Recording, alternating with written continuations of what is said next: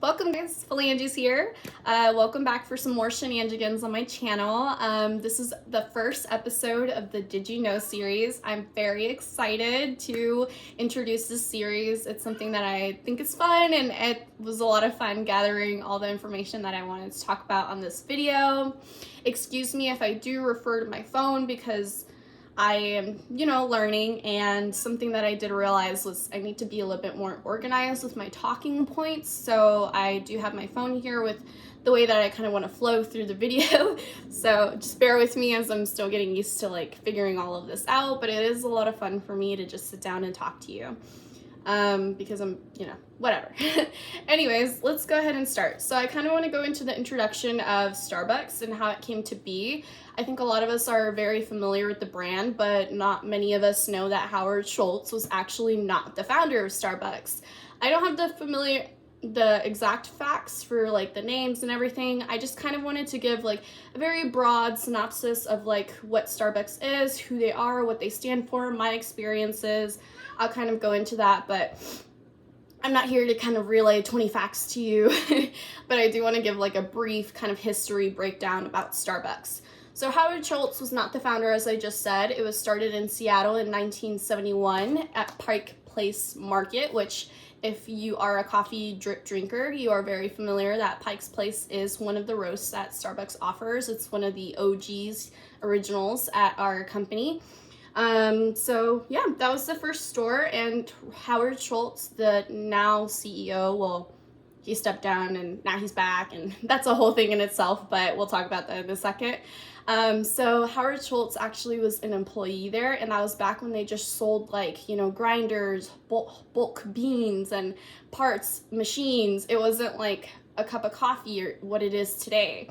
So Howard Schultz actually ended up getting an opportunity to purchase Starbucks from the original owners because of the fact they were facing some financial difficulties, and Howard Schultz had a vision. And that's why I encourage all of you, whether it's a small dream or a big dream, whatever it is, you have to go for it, because you just never know what will come of it. Whether it's something like this or something like writing my book, and I think it's just something that will outlive you. It's your legacy. It's how you want to be remembered and what was important to you.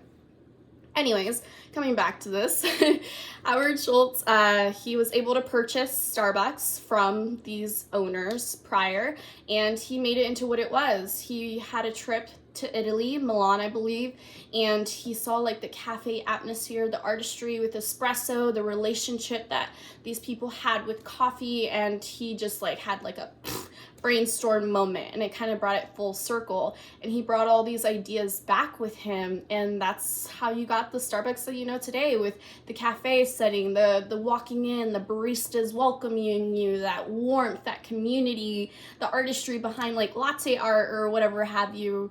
So yeah, that was his vision. He brought it to life. He was able to purchase Starbucks from these people. Who knows what would have not been if he hadn't taken the chance to do so. You can definitely find a lot more facts and specifics about the story of Starbucks, but I just kind of wanted to keep it very broad and kind of introduce to the people who don't really know the history of Starbucks, whether you're a partner or a customer. I think it's really interesting, and the company has meant a lot to me in my life. So I definitely just wanted to share that because I thought that was pretty cool.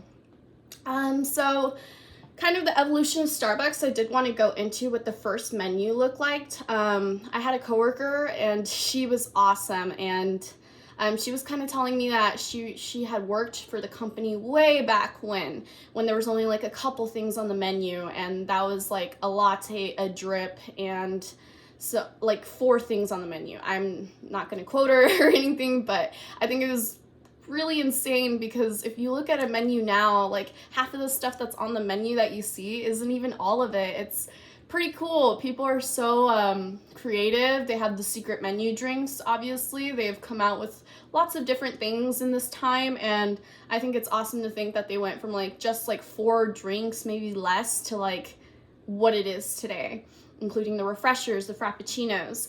So the latte dropped in 1984. The eggnog latte was next, which was the beginning of our seasonal flavors. in 86, which is pretty sad because I think they're actually discontinuing the eggnog latte. I think they did last year. They were phasing it out for the last time, and if that's one of your favorite drinks, as it is my husband's, it's sad to see it go because it was one of the first original like seasonal flavors. And the PSL pumpkin spice latte, although it's so famous, it has not been around nearly as long as like some of the other stuff on the menu. And then, of course, we cannot forget that the Frappuccino, the blended beverage, was not a Starbucks curated idea. He did get inspired from another concept, and he was able to adapt that and create it with the brand that he was already building. And that just skyrocketed business for Starbucks. So it's definitely really interesting to see how like lattes and stuff like that were in 1986. The blended beverage was in 1998. So that's really not that long ago. So Starbucks is definitely growing with our generations as we go. And we're definitely creating the menu that we're seeing with what we're responding to. And they definitely are taking notes because everything they've come out with has been super successful, from like the dragon fruit refresher, discontinuing the cool lime refresher years ago, which is one of my favorites. So in 1987 to 94 is when they introduced the size name changes. So of course that's what we have today, the tall, the grande, the venti. As I mentioned before in my previous video, I'm working with Whole Foods now as a barista, but I still catch myself like saying, you want a tall cappuccino? And I have customers who do that as well with me. I think it's a staple Starbucks thing, no matter where you go, because there's definitely other coffee shops now that are booming and finally generating business and being able to compete with Starbucks at some type of level. And you go to those coffee shops and you're like, may I have the venti? And you're just like, oh, oops, I know I'm not at Starbucks, but it's become such a staple for us, and they've been such a standing point for coffee culture that we still take this with us. So I thought that was definitely something that I did want to mention with this. And lastly, just to kind of wrap up the synopsis of Starbucks History 101 for this Did You Know series episode, I just wanted to kind of go over how like the siren has also changed. So of course we love and know the very familiar Starbucks siren. The mermaid, whatever you want to call her, she has been through a lot of evolutions in her time. So I just kind of wanted to show her. I have it pulled up on my phone, and I didn't know what the best way to do this was, but you can definitely Google this on your own, Starbucks siren evolution changes or what have you. But I did want to show it on my own just to kind of, give you an overview. So you have the siren right here, and she's slowly evolved. You get that green when Howard Schultz took over, and you have like the Starbucks coffee. Over here, she's a little bit more zoomed in. You can't see her booty, if you're like my son would say, booty. But you can't see that anymore. I think they just wanted to give it a more clean look. And then now you have what it is today. I believe that's the last one. No. This is the second to last. And she's just a little bit more zoomed in, a little bit more minimalistic. And then it goes to hers. Oh, well, that's a joke. I meant to crop that out before I got here. So this is where we're stopping. The last one was a meme, and I didn't crop it. So it just is what it is. Place of vulnerability here. You're getting nothing else from me but genuineness. Anywho, this is the siren that you know and love today. She's on my apron right here. Sorry about the wig. So yeah, she's on my apron. This is the holiday apron. I am going to talk about that in a little bit as I go into like Starbucks and being a partner. I thought it was appropriate to wear my apron for this video.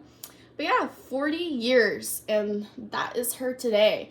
I know some of the sleeves today also have gone through changes. I love the fact that they always keep it exciting, keep their customers like, what's next? Like, it's always so cool. Not just if you're a customer, like, hey, what's the Starbucks Christmas cup gonna look like this year? It's also as a partner, you're waiting for those first shipments of boxes to arrive, and it says like, stop here with the red thing, and it says don't open until holiday, and you're just like, oh, we can't help but like, want to peek and see what the magic is, whether it's holiday or just something that they come out with, like the introduction of the blonde espresso. They had this sleeve, which we'll go over some espressos in a moment. I've kept quite a few. This is a holiday one. I think this is the most like updated version of the sleeve because she's much more zoomed in. They also changed the bags, like the warming bags that you order food in along with this. The cups don't change much except apart from holiday, or sometimes like, actually I don't even think so. I think it's only Christmas, but they do change out the sleeves like for promotions and stuff like that. And then of course I have this older one, and it's just like from when I started with the company. I'm kind of a hoarder. I like to have sentimental value with things. That's just how I am. The company itself just has a lot of sentimental value for me. So let's wrap that up. That's kind of the history of Starbucks, a little synopsis on the changes that it's gone through, the evolution, just as we do as humans. Companies do around us. They're definitely huge staples for inspiration for our community, whether it's introducing paper straws or getting rid of dome lids in the future, or even now I believe they're trying to market some type of cup system. So it's really interesting to see Starbucks evolving, and not just the stuff on the menu, but also as a company, what they stand for, how they advocate for things, because you know, you have a voice and they choose to use it, and they have always supported partners in the ways that they can. And I think that's awesome, and that's why that's probably my favorite job that I've ever been a part of. And why I'm not with the company is a different story for a different day. So let's go into this a little bit more. So the next thing I kind of want to go into is my introduction to the Starbucks.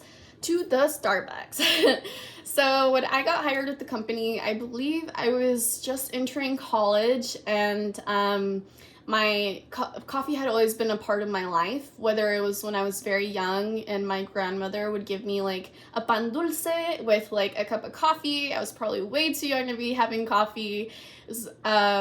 But it was delicious. I loved it. And then I became a student. Obviously, as you grow up, it just became a staple of my late night study sessions. 8-page paper due. Okay, fine. Got a whole pot of drip coffee waiting with my name on it to get through the night. So definitely coffee has always been one of my favorites when it came down to Starbucks. Before I worked with the company, I wasn't really a coffee drinker per se.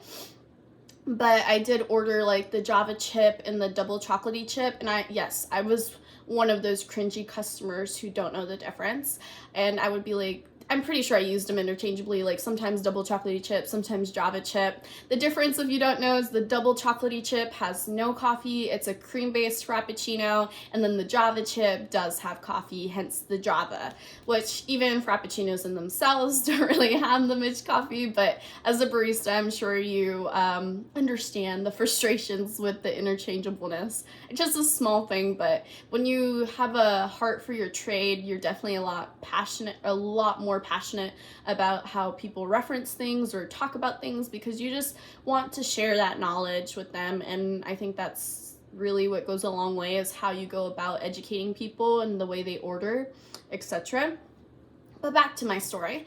So I was in college, and I had a friend, my best friend. She was already working there, and we were both excited. We were trying to get out of retail and do something new with our life. We both started college, and she got that job, and she was like, Angie, you should so freaking get hired here. Like, you would love it. And she was talking about the different types of roast. She was showing me and sharing all her education that she was learning, all her coffee knowledge. And I definitely like could feel the passion. It got me excited to like just hear her talking about it. I was like, whoa, I wasn't that knowledgeable in coffee. I never really knew about like medium, dark, blonde roast, all of this other stuff. So it's definitely really interesting to like hear another side of coffee that I hadn't been exposed to before.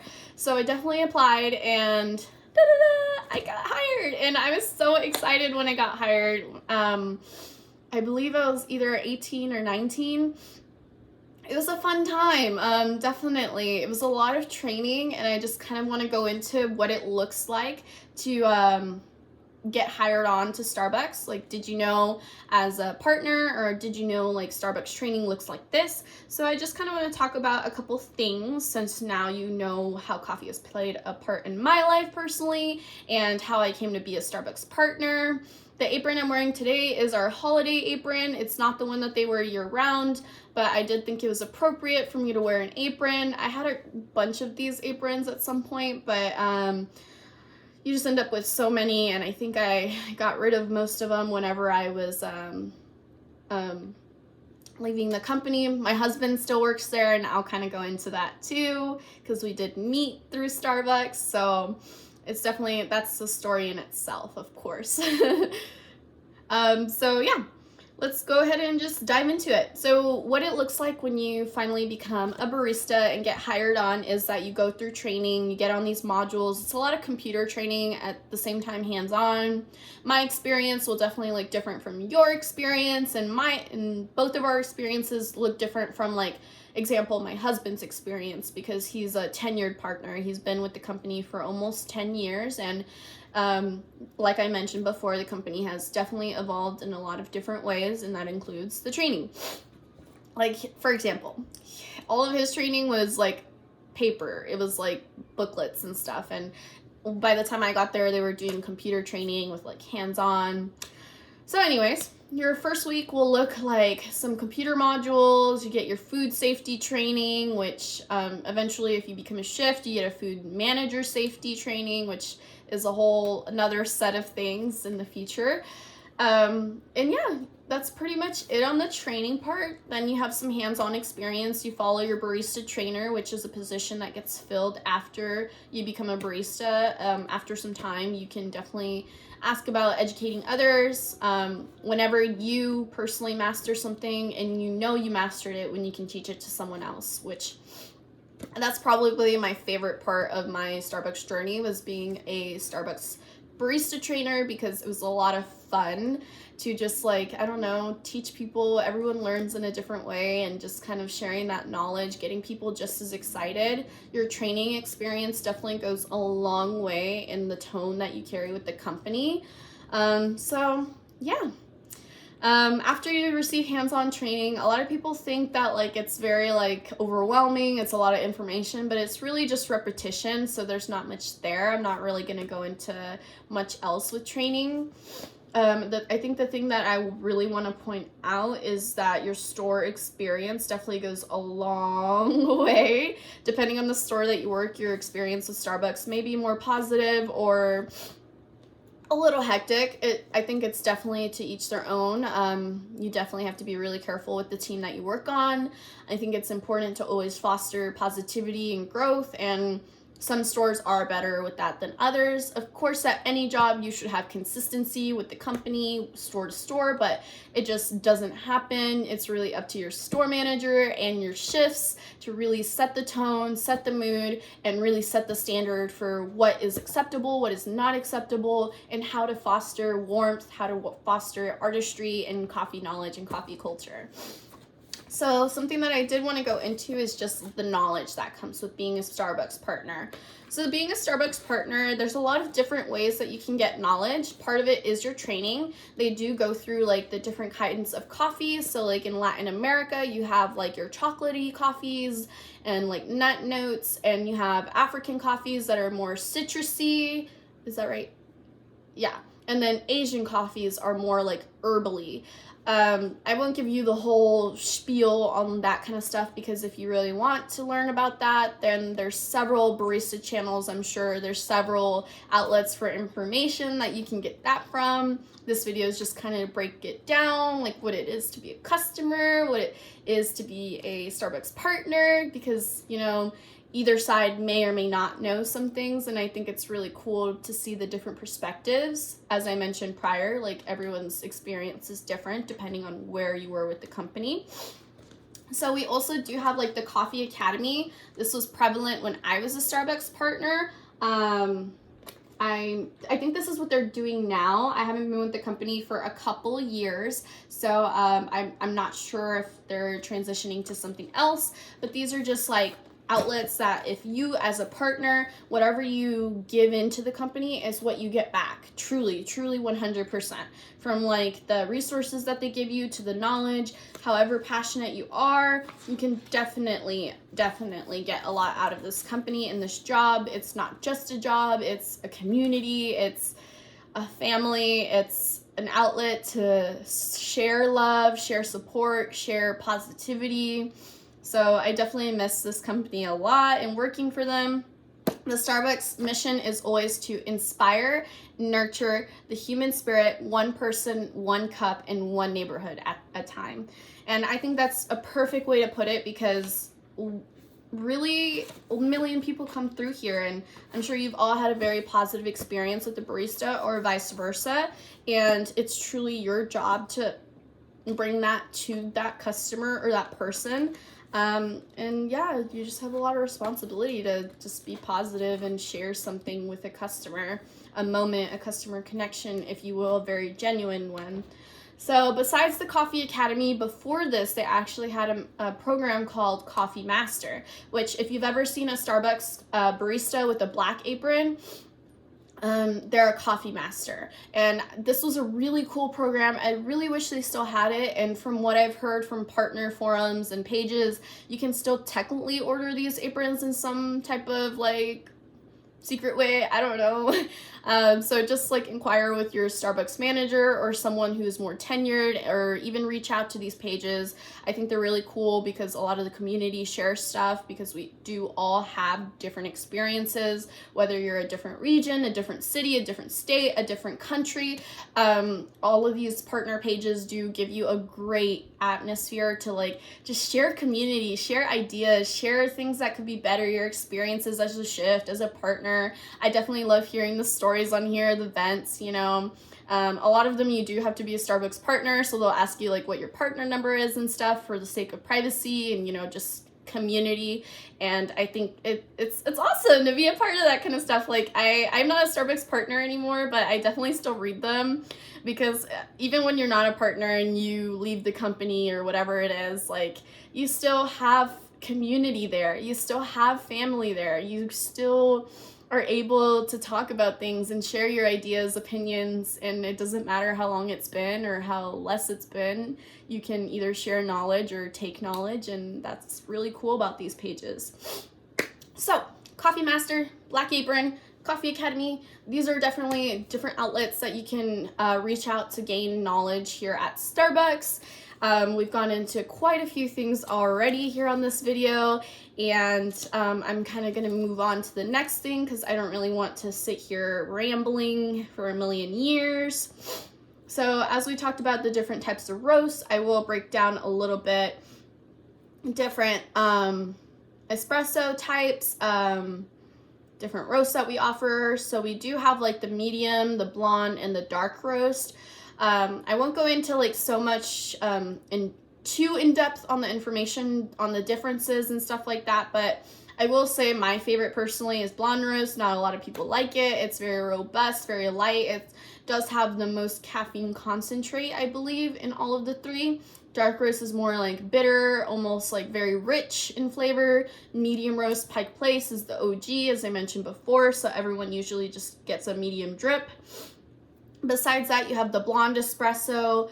So espresso is different from drip coffee, if you didn't already know that. So the levels of caffeine that is in different things is truly dependent on the ingredients. So example, frappuccinos do not have coffee or espresso, they have frap roast, which it does have caffeine, but I would equivalent it. I would give it the equivalent to like an instant coffee, like, you know, those little packets you put in a water bottle and you shake it. It would probably be something like that. It's not that much coffee. We can definitely take in or take out the coffee depending on what you like in your coffee, because that's what it is personalization. But besides that, the frappuccino, then we have espresso. Espresso is a different type of bean. I won't go into the sciences of it because I'm sure there's lots of resources out there. I just kind of want to talk about it in my sense and give it a little bit of a more concise info pamphlet, if you will. And so you have blonde roast, you have decaf, and you have regular espresso. Within those three, you do have your different types of shots, which you have ristretto shots, you have decaf shots, you have long shots, affogato shots, and I believe that is it. So for affogato just means over top, so your espresso would go over top whatever it is that you're asking. Normally, affogato shots are like over whipped cream, like the Campana. Or affogato could even be like on your frappuccino. They put the espresso shots over your whip, which is also really yummy. My favorite shot is the ristretto shot, a blonde ristretto shot, because even in that in itself is a different kind of shot. And so my favorite is blonde ristretto. Ristretto just meaning that like less water is pouring through the machine and you're getting more of the bean than you are water. And then long shot is just vice versa of that. You're receiving more of a water diluted shot and less of the caffeine. I'm not really sure the benefits of that shot because I'm not a long shot drinker, but I do really like the ristretto shots. They're a lot more sweet, robust, they're super like just everything I need in my coffee. Yes! I don't really get that drink anymore because my drink is easily a $10 drink at Starbucks, so I can tell you my drink in a little bit, but that's pretty much it for like the different types of coffees, drip, espresso, all that good jazz. And we're going to be moving into my experience as a Starbucks partner, a little bit more just on my experiences, less more about like informational and just what I've experienced in my time as a partner. And just like little cool things. I did pull out quite a few things that we can look at or that I wanted to share. Like the coffee passports, we have little booklets, tools, resources that the company always gives you so that you can definitely always be knowledgeable. So how knowledgeable you are is truly up to you because the company gives you all the resources to be. So Starbucks isn't just like another job. Like there's always so much that you can learn, almost a lot that you can put into it. When I was coming to be a shift at my store is where I met my husband. So Starbucks just means so much to me, not just like family or community, but I've met the love of my life there. When I was being moved to a store to a new store, I was getting promoted at the time to be a shift, and that was so exciting for me. I had been with the company already probably almost like a year and some change by that point, and when I was going over to be a shift, I was asked to do a coffee tasting, which was super exciting. When you do a coffee tasting, you can definitely have different outlets for what you want to do. I love how creative they let you be with it because it's truly up to you what you want to display, what you want to share. So me and another gentleman who was getting promoted at the time, at the same time, my store manager asked us to do a coffee tasting, and we picked an Ethiopian reserve blend, and reserve is a different thing. We'll go into that a little bit later, but I did an Ethiopian reserve blend. I know it's kind of weird. I kept some of the beans, but it still smells so great. And side note, if you ever like go to Bath and Body Works or a candle store or wherever, I actually learned, and they do this in perfume shops apparently, that if you smell coffee beans, it resets your nose palette so that you can keep smelling things. Just a little did you know tidbit. I learned that from a customer at Bath and Body Works, and I thought that was pretty cool. But anyways, I mentioned I'm a hoarder. I'm very sentimental, so I kept some of the beans because it was something that was just, you know, like part of my life. So we decided to do it in a French press. If you've never seen one of these before, you put your grounds in here and then you press it down. I'm not teaching you how to do it, but you would press it down. The water would go, well, the grounds would go here, and then you would have your drip. And it's usually for like a couple cups. It's not like a whole thing of drip like you would in a normal coffee machine.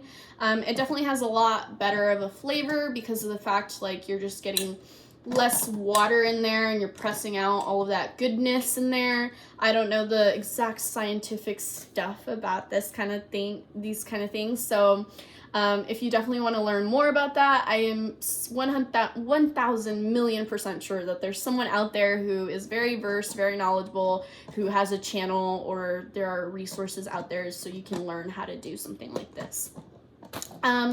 So yeah, we decided to do a French press. You can definitely be really creative with it. I've seen people do like cold brew popsicles, iced coffee popsicles, you know, I don't know, steeping cold brew from a roast that normally wouldn't be a cold brew, like a different type of bean.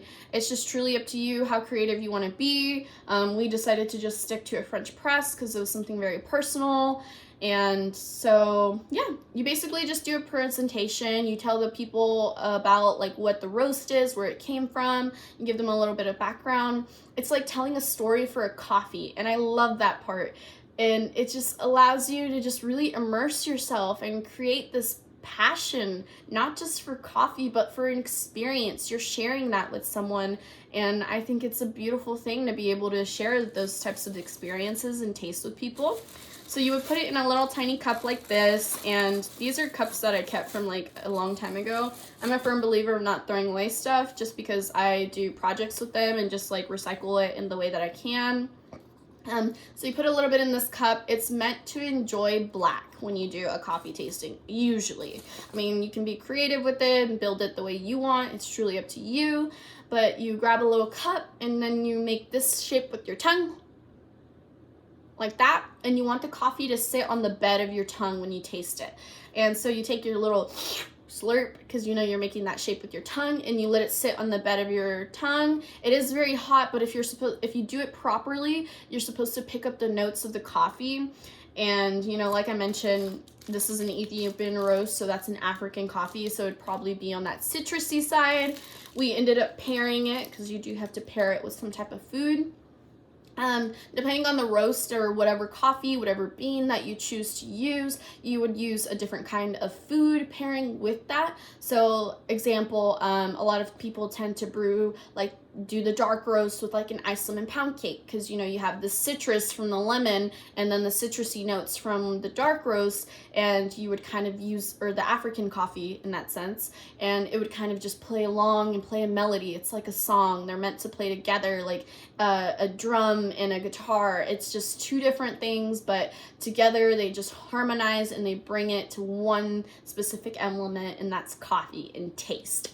So what I decided to pair my coffee with was maple bacon, and that was super different. I wanted to play with the palette a little bit. I wanted to do something different because I felt like it would be so easy to do an ice lemon pound cake or like a dark chocolate, which my coworker did end up doing a dark chocolate, but it was very unique in the sense like it was a very rich dark chocolate. It was high in dark chocolate percentage. And then I did the maple bacon. So you would like, you know, do the slurp part and take a bite of the food and just kind of let that song play in your stomach. I don't know if you've ever seen the Ratatouille movie, like when he eats the cheese and he like jazz is playing in the background, but it's kind of like that. You just want the melody of the flavors of what you're eating to play together and just naturally create a harmony with one another.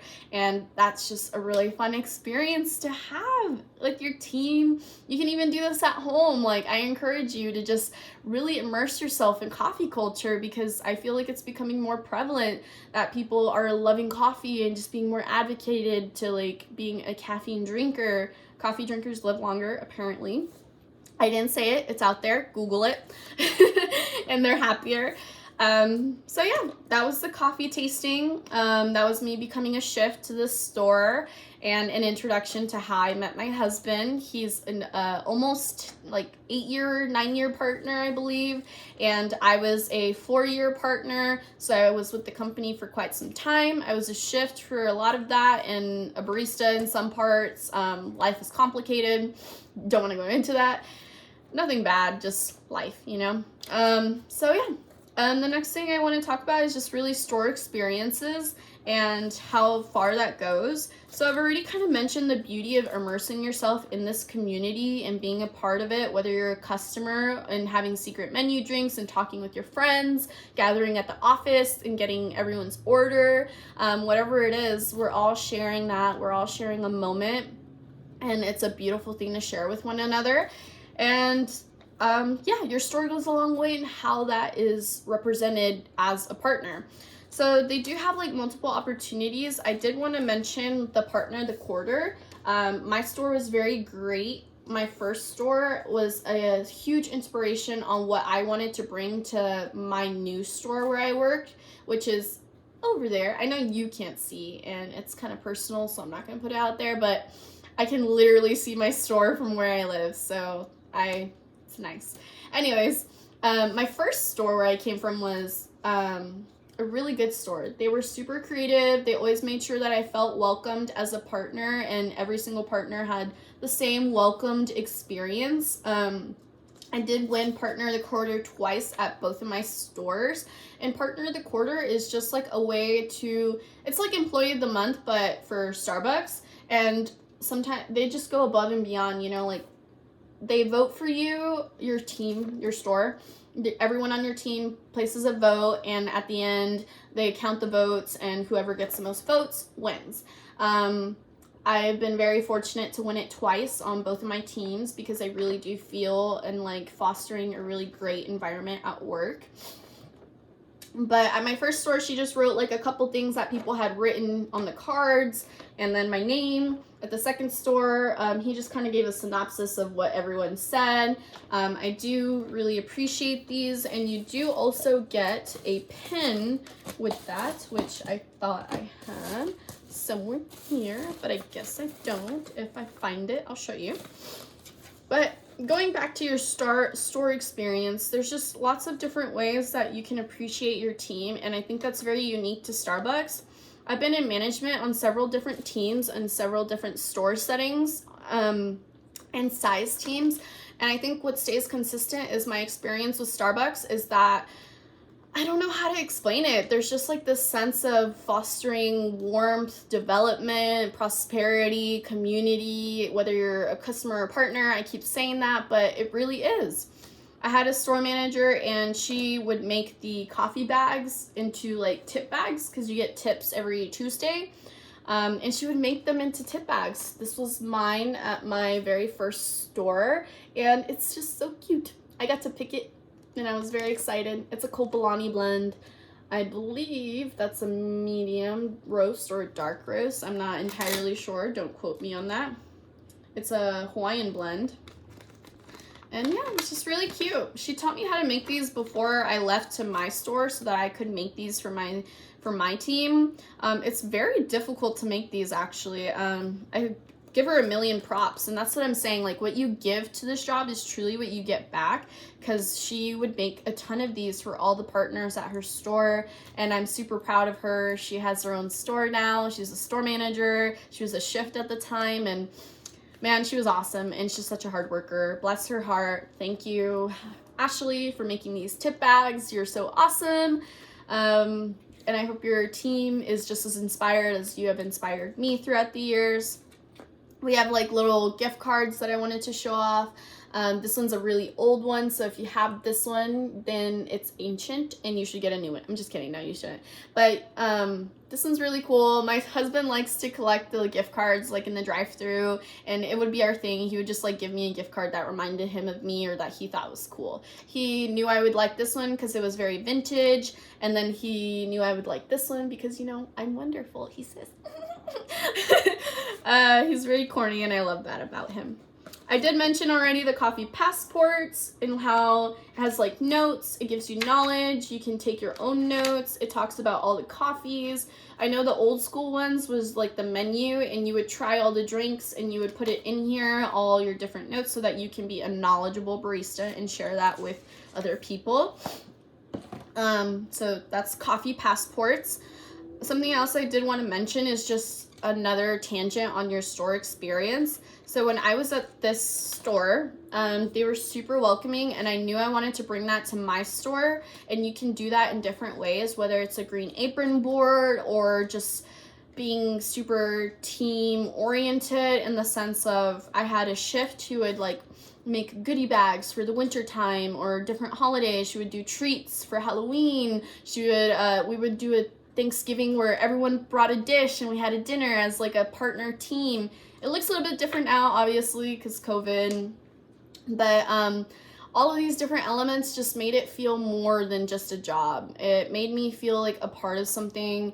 It enabled me to grow with my team and actually feel like the person next to me was my friend, truly, like through and through, even if we butt heads, because, you know, peak is such a crazy time. That's 7 a.m. to 11 a.m.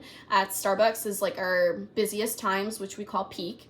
It's different for every store. Different stores have different peak times.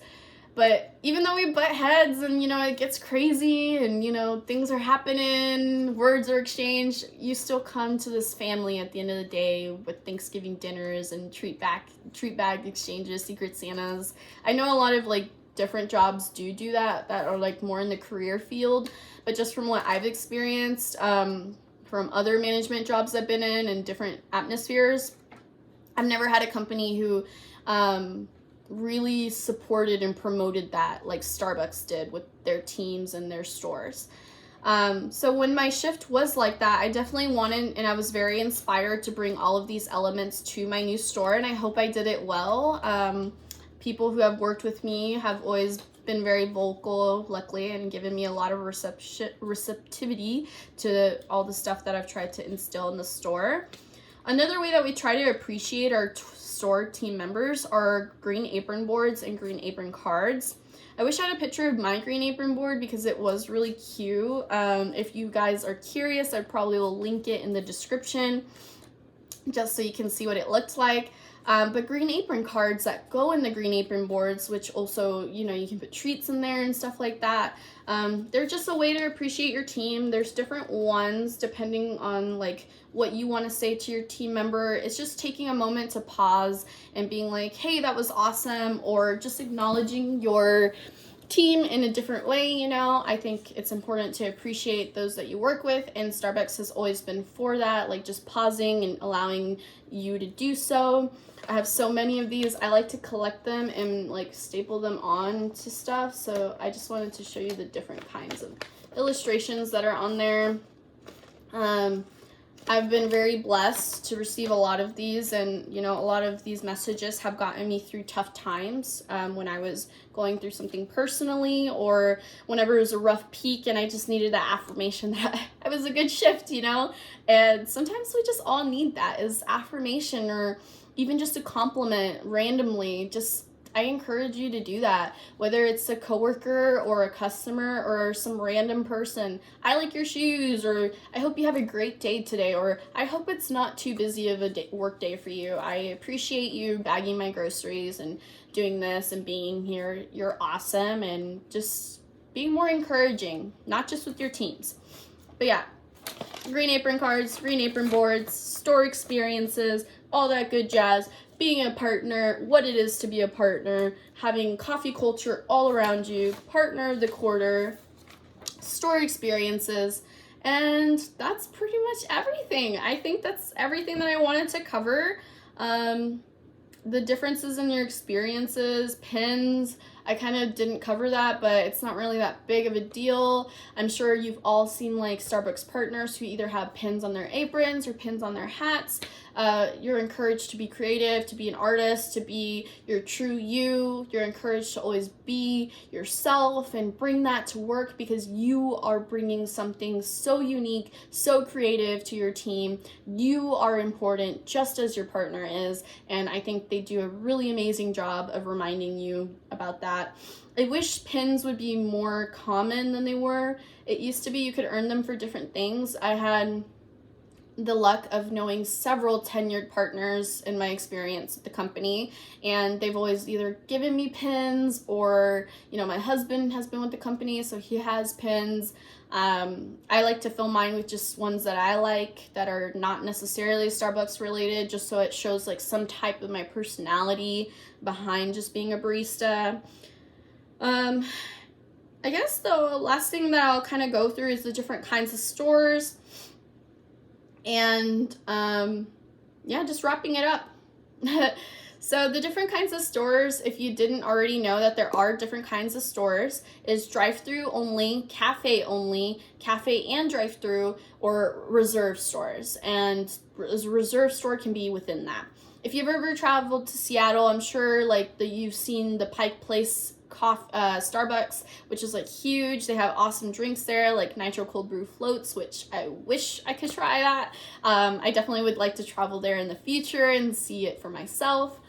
But yeah, I worked at a drive-through and cafe store, which every store has its different set of challenges. Whether you're a customer who likes that setting better, like a cafe only, so it doesn't have the rumbleness of the drive-through, or if you like the drive-through only because you are just that kind of person who's like, get your coffee and go, there's always opportunity to offer a customer connection in either one or both in a different way. There's definitely different aspects of teamwork on both ends and different types of atmospheres within that. I've been very blessed at working in different types of stores, like cafe onlys, drive-through and cafe. They're all so much fun, and I love talking to people, hearing their stories. I love getting to know the different types of customers, what their experience is with coffee. So I think that's always really interesting. That kind of goes in tangent with like the evolution of Starbucks, and other coffee shops are definitely like kind of fostering the same model, whether it's drive-through only, etc., etc. And the last thing I guess I want to cover is just meeting my husband. Whether you're a customer and you meet your partner there, because I've had like a customer love story. I know it's very corny, but it happens. It does, and it's inspiring. Like, I love that, I can't get enough of it. I want more of these kinds of stories because they happen and they're true, and it's so amazing and fulfilling and heartwarming. So example, I have two regulars, and this was before COVID times. She asked me to write something on his cup, and he had a very specific order. So I was like, what are the chances that it's not actually the dude that she was trying to talk to or like put the note on? So I was like, okay, I guess, like, yeah, sure, for sure. And so I let her write her little note on there, and then slowly but surely, they were both regulars at our store, and I found out that they worked together, and you see their relationship building. She was getting to know his children and vice versa, and she was always coming in like, I'm nervous, my stepson, and I'm getting him a gift, and I want to get him a drink, and what do you recommend? These little moments that I shared with her, that I shared with the gentleman about both of them together, and then just seeing them fast forward when I was leaving, they were getting engaged, they're getting married, and that was over a span of many years. And I think stories like that are so inspiring. I met my own husband there. I've met my best friends there. I've met a lot of really great people, heard a lot of awesome stories. I've had customers help me buy wedding things and give me wedding gifts, and I think what you truly put into whatever you want to do in this life is what you get back. And that's why I encourage you, like, even if it's not like your forever job or not what you want to do in the moment, like, just find purpose in that. Redirect your passions and find purpose within that. Because whether I'm a barista at Whole Foods or a manager at Bath & Body Works or a cashier whoever, you can always make time to be a human. I know it's not always easy. I know we all rush in this life. We're all going through our own things, overstimulated, going through our own stories, our own means and ways. But you can always pause and take a moment to be a human. And even if it didn't work out the way you thought and that customer was still rude, or vice versa, that customer representative was still rude, you still did your best to spread positivity, to spread encouragement, to spread growth. And even if it didn't do anything for you in the moment with that person, it does something for you. It creates understanding. It creates compassion, empathy, whether it's together or just one-sided. You tried to make best of that. And, whether you're working for a company who does foster that and is truly a brand and an image that supports this or not, like, you have the power to do these things. And I just encourage you today to take a moment to pause and be positive. Share a compliment, share a moment with someone, text your friend, do whatever you want. I think at the end of the day, like, you just have to do your best to always make sure that, like, at the end of the day, we're all humans, we're all experiencing things, living this life, existing, going through the motions, whether it's through faith, through the universe, through whatever it is that you want or you love, your passions. Redirect what you feel in this life is positive or what your passions are, and find purpose in that. And for me, that's always understanding and spreading positivity. Like I mentioned in my last video, I feel like the energy in the world goes like a big circle, and whether you stop malice at its point is truly up to you. This has been an episode of Shenanigans about Starbucks, and did you know what it's like to be a partner? Did you know about the history of Starbucks? Did you know? Let me know if there were some things that you did know, some things I possibly don't know, or some things that we both knew as a partner or a customer down in the comments. I would love to hear you guys' feedback about what the next episode should be on. It can be something completely random or something that you want to share and know more about than I do. I'm also a science major. I love marine biology, so I was thinking maybe going into like sharks or having a life talk. I'm not sure. I might play a video game and have you guys watch me play it on the next video. I want my channel to be a place of flexibility. And with that being said, this is Phalanges, and you've joined me for another episode of some more shenanigans. This is our first episode of the Did You Know series. Thank you for joining me today. I hope you found this video very educational. As Starbucks has taken over my life, I hope it hasn't taken over yours financially, because it's expensive to drink there every day. But if it is, power to you, because I don't know how you do it. My drinks were free. I never go there if they're not free anymore. But yeah. Have a great day, guys. I hope you guys choose to spread positivity. Make sure you always smile and worry less. And I hope to see you guys on the next one. Have a good day, and I love you.